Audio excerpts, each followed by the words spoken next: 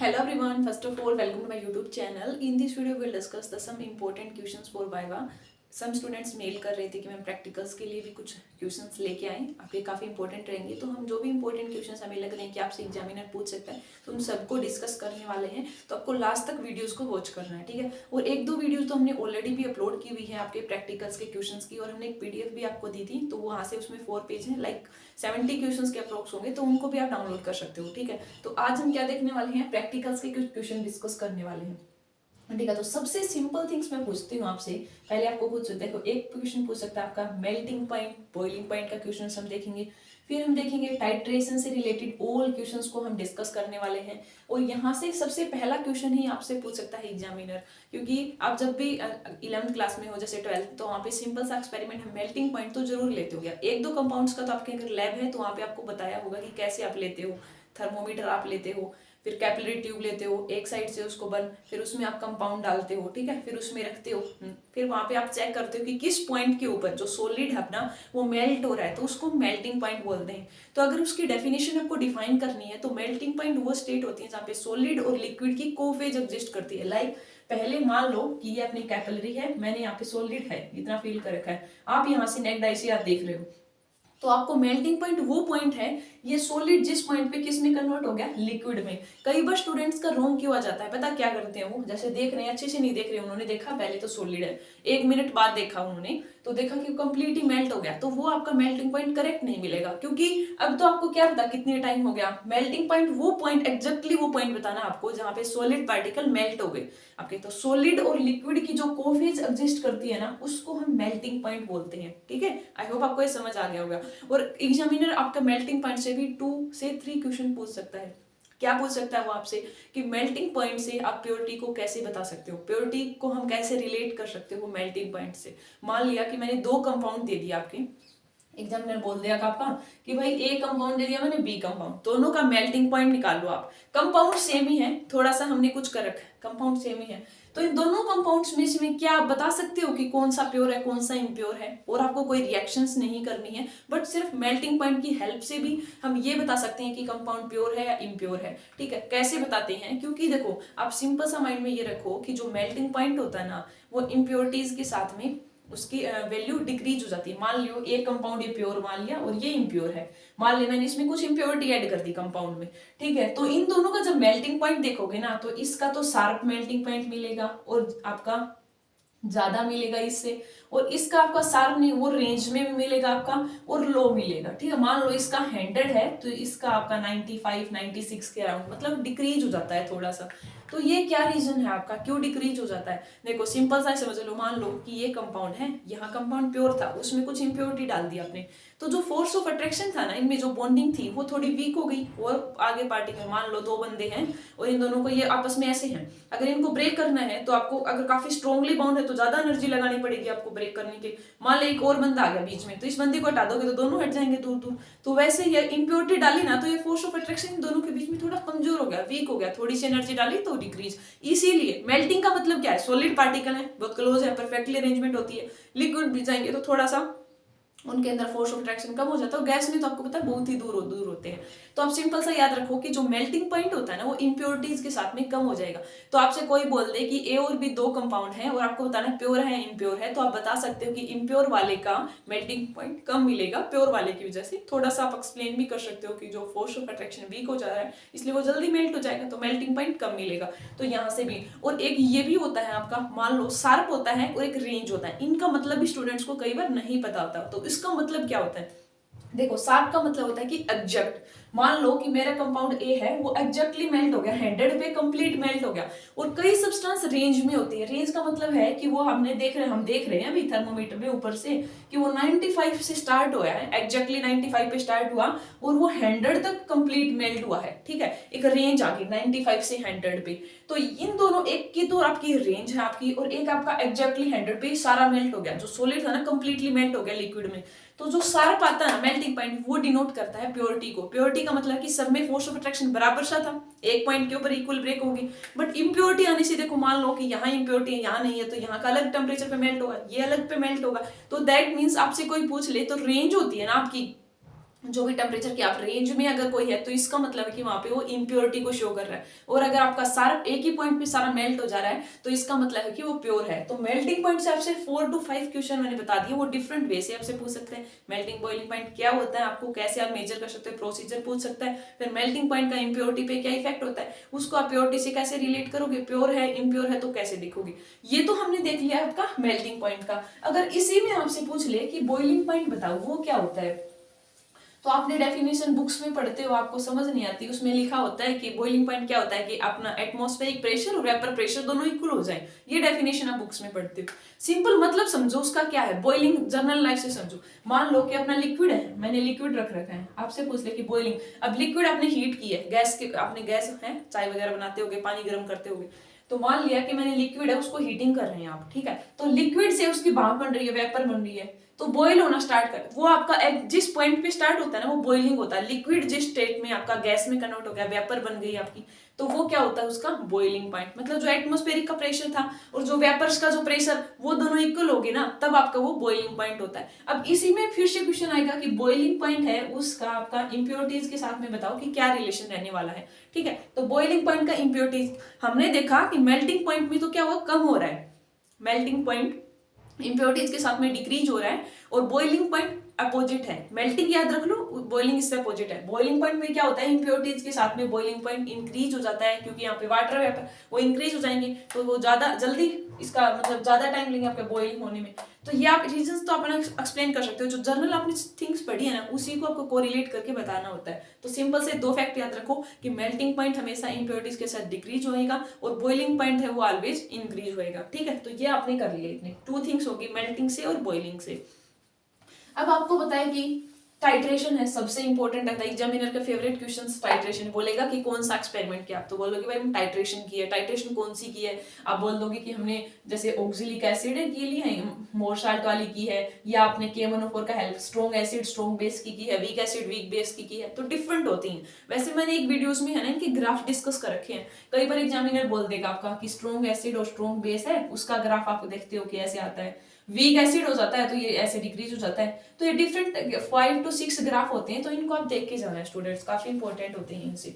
अब टाइट्रेशन से क्वेश्चन आएगा, पहले तो कोई भी टॉपिक है तो उसी से पूछेगा कि है क्या टाइट्रेशन, क्यों यूज करते हैं हम, क्या इसका एडवांटेज है, कैसे करते हैं हम, तो सारा प्रोसीजर, क्योंकि आपने एक्सपेरिमेंट किया है तो आपको पता होगा, नहीं पता तो भी हम बता देते हैं कि हम कैसे करते हैं आपका। जैसे आपने ब्यूरेट देखी होगी, एक पीपेट होती है, वॉल्यूमेट्रिक फ्लास्क होती है, जैसे आपका ये एक स्टैंड है आपका, जो हम ये स्टैंड, अब यहाँ पे आप क्या लगते हो, मेरी ड्राइंग तो वैसे इतनी अच्छी नहीं है, मैं ट्राई कर रही हूँ थोड़ा बनाने की। ये आपकी जैसे ब्यूरेट है, ठीक है, यहाँ आप कोनिकल फ्लास्क से यहाँ पे जो भी सॉल्यूशन आप डाल रहे हो, मान लो कि हम स्ट्रॉन्ग एसिड स्ट्रॉन्ग बेस की कर रहे हैं फॉर एग्जाम्पल, तो यहाँ पे बेस अपन न्यूज यहाँ पे फील करोगे, यहाँ पे एसिड है आपका, मान लो HCl, ये आप बीकर में लोगे, ठीक है, बीकर में आपने ले लिया, और यहाँ पे आपका ये है, और इसमें क्या क्या चीज ऐड करते हो आप, इसमें हमें एक इंडिकेटर की रिक्वायरमेंट होगी, ठीक है। आपसे कई बार एग्जामिनर पता है क्या होता है, क्योंकि इंपॉर्टेंट क्वेश्चन तो उन्हें पता था, स्टूडेंट्स को ये नहीं पता जर्नल क्या बोलेगा, अप्रेटिस बताओ, टाइट्रेशन किया आपने तो अप्रेटिस क्या यूज हो रही है, तो अप्रेटिस मतलब क्या क्या चीज यूज हो रही है, स्टैंड चाहिएगा आपको, फिर आपको कहोगे कि ब्यूरेट चाहिएगी जिसमें आप डालोगे कोनिकल फ्लास्क है, क्योंकि ऐसे डालते हैं ना तो थोड़ा, तो कोनिकल फ्लास्क से डाला करो आप जो भी सॉल्यूशंस डाल रहे हो,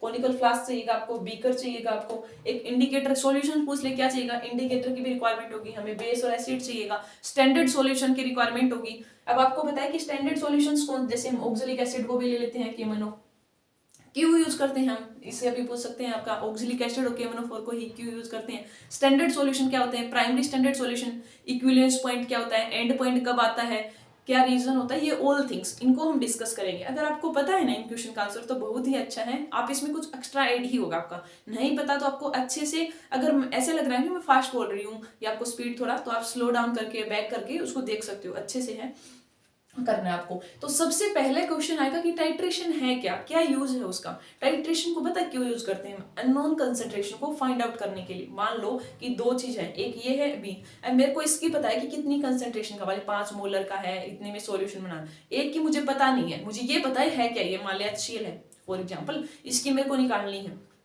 कंपाउंड बी की निकालना, तो एक की तो आपको पता होगा जिसकी हेल्प से आपको दूसरों की, तो टाइट्रेशन का यूज किया जाता है अननोन कंसंट्रेशन को फाइंड आउट करने के लिए सॉल्यूशंस में। जिसकी टाइट्रेशन कर रहे हो आपको उसकी कंसंट्रेशन को फाइंड आउट करना है, किसकी हेल्प से, जिसकी आपको पता है। और जो स्टैंडर्ड सॉल्यूशन पता है क्यों लेते हैं, क्योंकि उनकी कंसंट्रेशन नोन होती है, हमें पहले से पता है कि कितने का है, लाइक ऑक्सैलिक और केमोनोफॉर, ऑक्सैलिक उसकी हमें पता है कितनी, तो स्टैंडर्ड सॉल्यूशंस वो होते हैं जिनकी हमें एग्जैक्ट कंसंट्रेशन का पता होता है, तो इसीलिए हम स्टैंडर्ड लेते हैं, एक जिसका हमें निकालना है। तो टाइट्रेशन का यूज होता है कंसंट्रेशन को फाइंड आउट करने के लिए, ठीक है, उसमें आगे इक्वेशंस वगैरह हम यूज करते हैं, आपको पता चले कि हमें अननोन कंसंट्रेशन फाइंड आउट करनी है। अपने बेस फील कर लिया। अब आपसे पूछ ले कि इंडिकेटर, देखो इंडिकेटर वैसे हम पढ़ते हैं कि जैसे मिथाइल ऑरेंज भी लेते हैं, फिनोल्फ्थालीन भी लेते हैं, और डिफरेंट टाइप के इंडिकेटर होते हैं। इंडिकेटर का काम क्या करता है, सिंपल है, वो इंडिकेटर तो इंडिकेट ही करेगा कि रिएक्शन कंप्लीट हो रही है नहीं है। अब इंडिकेटर में भी आपसे पूछ ले कि इंडिकेटर होता है ना कि एसिड होता है एक बेस में, तो एसिड में कैसा कलर रहता है उसका, बेसिक में कैसा कलर रहता है आपका, जैसे आपने देखा होगा कि जैसे फिनोल्फ्थालीन है उसका कलर पूछ लेगा आपका खुद, जैसे वो कलरलेस, बाद में आपका पिंक कलर जो आता है हम इसमें देखते हैं ना। अब जैसे KMnO4 है, इसका कलर तो आपको पता है कि पर्पल कलर होता है स्टैंडर्ड में। अब एग्जामिनर ने पूछ लिया कि जैसे हम डीडी ट्रांजिशन, आपने डी ब्लॉक पढ़ी है, तो अब डीडी ट्रांजिशन अनपेड इलेक्ट्रॉन की वजह से कलर आता है। अब पूछ लिया कि KMnO4 में कलर किसकी वजह से आता है, इसमें कौन, इस ये रिएक्शन आप करो, इसमें कौन ऑक्सीडाइज हो रहा है, कौन रिड्यूस हो रहा है, क्या ऑक्सीडेशन स्टेट चेंज हो रही है, तो ये भी आपसे पूछ सकते हैं अभी एग्जामिनर में, ठीक है। तो आपको बताया कि जैसे KMnO4 है आपका पर्पल किसकी वजह से आता है, इसमें आपका ट्रांजिशन होती है, ठीक है, आपका इसमें क्या होती है, ट्रांजिशंस होती हैं डिफरेंट टाइप की। अब देखो ट्रांजिशन इसमें दो टाइप के होते हैं, एक आपका ligand to metal charge transfer होता है, एक आपका metal to ligand charge transfer होता है, ठीक है। एक सेकंड स्टूडेंट्स,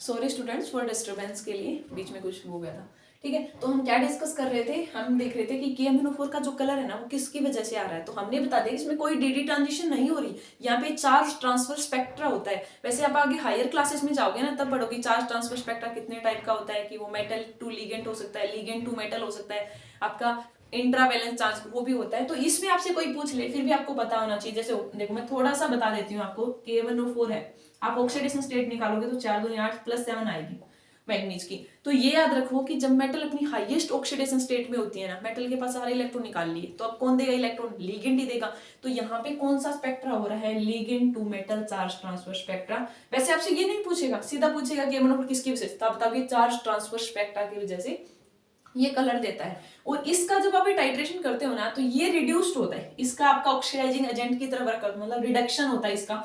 KMnO4 M1 + 7 से +2 में चला जाता है, 5 इलेक्ट्रॉन का यहाँ पे गेन करता है वो, ये रिड्यूस्ड। और जो आयरन होता है ना वो Fe+2 से आपका Fe+3 में जाता है, ठीक है। तो मतलब एक इलेक्ट्रॉन इसने क्या क्या लॉस, तो यहाँ इसका ऑक्सीडेशन होता है, और मैंगनीज है ये आपका रिडक्शन होता है जो आप इसमें ऑक्सीडाइज ले रहे हो। तो KMnO4 का क्या हुआ है, रिडक्शन हुआ, उसने गेन ऑफ इलेक्ट्रॉन, पहले +7 थे +2 में आ गया, मतलब 5 इलेक्ट्रॉन का उसने गेन कर लिया, तो उसका रिडक्शन हो रहा है। ये तो आपको सिंपल थिंग्स बताया कि कोई भी रिएक्शन आपको जर्नल दे दे तो ऑक्सीडेशन सिंपल सा वे याद रखो कि जहाँ पे इलेक्ट्रॉन का लॉस हो रहा है, रिडक्शन याद रखो जहाँ इलेक्ट्रॉन का गेन हो रहा है। तो वहां से आप बता सकते हो कि कौन ऑक्सीडाइज हो रहा है, कौन रिड्यूस हो रहा है, ये हमने देख लिए। अब जैसे आप एसिड बेस वाले उसमें हम फिनोल्फ्थालीन इंडिकेटर यूज करते हैं, तो स्ट्रक्चर्स तो आपसे नहीं पूछेगा कि क्या होती है, कलर का आपको पता होना चाहिए। जैसे आप डाल रहे हैं, यहाँ से डाल रहे हो, आपने 2-3 ड्रॉप डाल दी फिनोल्फ्थालीन इंडिकेटर की, ये अपना बेस है और ये अपना जो एसिड डाल रहे हैं। बाद में हम क्या करते हैं, जो पर्पल पिंक सा आता था ना, ज्यादा पिंक नहीं, डार्क नहीं करना आपको, लाइट लाइट पिंक सा कलर आ जाता है, तब हम रिएक्शन को स्टॉप कर देते हैं, आपका एंड पॉइंट आ जाता है। एंड पॉइंट जो मतलब रिएक्शन कंप्लीट होगी अब अपनी, वो होता है। अब आपसे कई बार पूछ लेते हैं कि एक एंड पॉइंट होता है, एक इक्विवेलेंस पॉइंट होता है, उन दोनों में क्या है। एंड पॉइंट तो वो पॉइंट है जो इंडिकेट कि रिएक्शन कंप्लीटेशन को शो कर रहा है कि हमने पानी एकदम से कल, बट जो अपना इक्विवेलेंस पॉइंट होता है वो बताता है कि जहाँ पे acid base neutralization take place करता है। दैट मींस कि ये न्यूट्रलाइज हो गया सॉल्यूशन, ऊपर अपना ब्यूरेट है, उसके अंदर बेस है, नीचे एसिड है, तो वो पॉइंट इक्विवेलेंस पॉइंट जहाँ पे एसिड और बेस इक्वल हो गए, मतलब न्यूट्रल की कंडीशन कब आती है, एसिड बेस कंप्लीट दोनों की इक्वल कंसंट्रेशन होगी, ठीक है, सॉल्यूशन में, तो उसको हम क्या बोलते हैं, न्यूट्रलाइजेशन वाला, ठीक है। ये हो गया आपका। तो यहाँ आपने बता दिया कि फिनोल्फथालीन का क्या होता है, एसिड बेस न्यूट्रलाइजेशन कैसे टेक प्लेस करती है, ठीक है, ये थिंग्स आपने देख ली। अब ये कलर वगैरह आप बता सकते हो, इंडिकेटर क्या होता है, क्या कौन से हम यूज करते हैं। तो टाइट्रेशन से आपको ये क्वेश्चन पूछ सकते हैं। बस आपको ये देखना है कि स्ट्रॉन्ग एसिड स्ट्रॉन्ग बेस है, वीक एसिड, उनका क्या ग्राफ आता है, वो थिंग्स भी देख लेना। और कई बार आपसे पूछ लेते हैं कि जैसे सॉल्यूशंस वगैरह तो नहीं पूछेंगे इसमें, क्रोमेटोग्राफी होती है, एक टेक्निक होती है जिसमें हम सेपरेशन करते हैं। आपका पूछ ले कि क्रोमेटोग्राफी होती है ना, वो किस टेक्निक के ऊपर होती है, वहां पे एडजॉर्प्शन होता है आपका।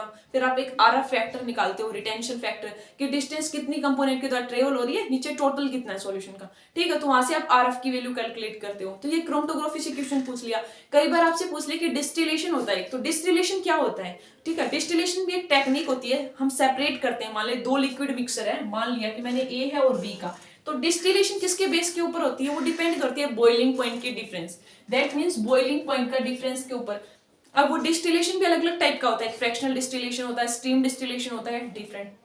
तो जो नॉर्मल डिस्टिलेशन हम यूज करते हैं ना, जहाँ पे लार्ज डिफरेंस हो बॉइलिंग पॉइंट, मतलब एक कंपाउंड का 100 है, दूसरे का 120 है, 110 है, तो उसको हम नॉर्मल। और जो फ्रैक्शनल होता है ना, एक डिस्टिलेशन वो होता है जो हम यूज करते हैं जहाँ पे बिल्कुल माइनर सा डिफरेंस है, मतलब एक में 2 का है, एक 3 का डिफरेंस है, तब फ्रैक्शनल।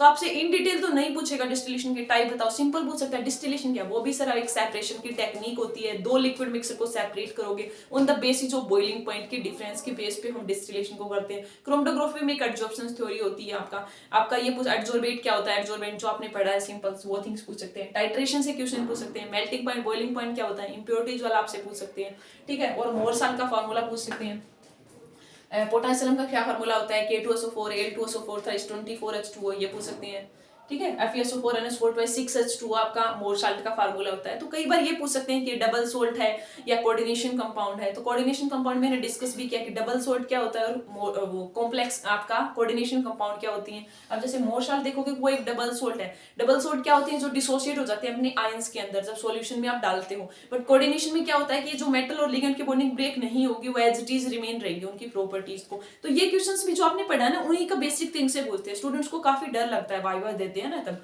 ठीक है। तो आपको बिल्कुल वो नहीं करना, जितने भी आपको आते हैं ना सिंपल सा करना है आपको। जो भी जर्नल्स अपने थिंग्स पढ़े हैं, एक आधा क्वेश्चन नहीं आ रहा तो कोई प्रॉब्लम नहीं है, आप सीधा बोल सकते हो कि सॉरी सर नहीं पता। उनको भी पता है कि हर एक चीज सभी को नहीं पता, टीचर्स को भी ऐसा नहीं होता कि वो सारे माइंड सब कुछ ही उनको पता है। तो हर एक क्वेश्चन, हर एक टीचर्स भी तो उस पॉइंट से गुजरे हैं। तो आपको इतना वो नहीं करना कि हमें ये नहीं आ रहा है, जितना आ रहा है उसको अच्छे से करो, ठीक है। अगर आपका प्रैक्टिकल्स होने वाले तो कंप्लीट इस वीडियो को वॉच करो, 1 या 2 बार देख लो, ताकि आपको अच्छे से रिवाइज हो जाए माइंड में कि टाइट्रेशन क्या है, इक्विवेलेंस पॉइंट क्या है, एंड पॉइंट क्या है, फिनोल्फथालीन को ही क्यों यूज करें, फिनोल्फथालीन की भी पीएच चेक कर लेना कितनी होती है, ठीक है। Thank you students, I hope आपको समझ आ गया होगा। अगर कुछ क्वेरी लगती है तो आप कमेंट कर सकते हो। Thank you.